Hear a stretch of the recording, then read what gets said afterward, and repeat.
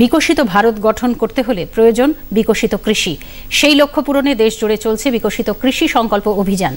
এর অঙ্গ হিসেবে পূর্ব বর্ধমান কৃষি বিজ্ঞান কেন্দ্র বুদবুদে এক কর্মসূচির আয়োজন করে।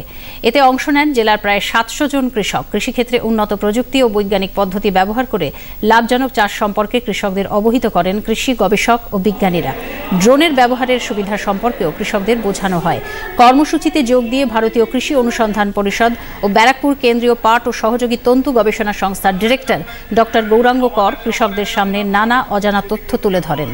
কৃষিতেই আমাদের ৫০ থেকে ৬০% মানুষ জড়িত এখনো আছেন, তাদের জীবিকা আছেন, আজীবিকা আছেন।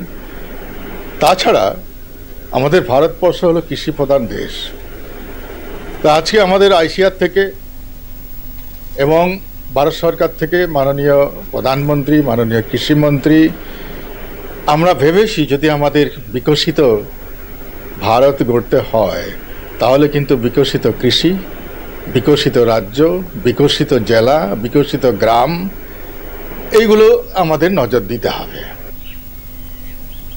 বর্ধমান কৃষি বিজ্ঞান কেন্দ্রের প্রধান বরিষ্ঠ বিজ্ঞানী ডক্টর শেখ মোহাম্মদ আজিজুর রহমান এই কর্মসূচিতে যোগ দিয়ে চাষের বিভিন্ন বিষয় সম্পর্কে কৃষকদের অবহিত করেন। মধ্যে অনুষ্ঠিত হলো, সেখানে এই পূর্ব বর্ধমান ডিস্ট্রিক্টের প্রায় ৭৫০ থেকে ৮০০ ফার্মার সেখানে অংশগ্রহণ করেছে এবং এই প্রোগ্রামটার যে উদ্দেশ্য, আমাদের মাননীয় প্রধানমন্ত্রী এবং মাননীয় কৃষিমন্ত্রীর গাইডেন্সে যে প্রোগ্রামটা করা হচ্ছে তার উদ্দেশ্য হচ্ছে এটাই যে খারিফ মরশুমে কৃষকরা কী ফসল মাঠের মধ্যে নিতে পারেন, কোন ভ্যারাইটি নিতে পারেন, কী ফার্টিলাইজার সেখানে ইউজ করবেন বা রোগ পোকা দমনের ক্ষেত্রে কী ব্যবস্থা নেবেন তার জন্য বিস্তারিতভাবে আলোচনা করা।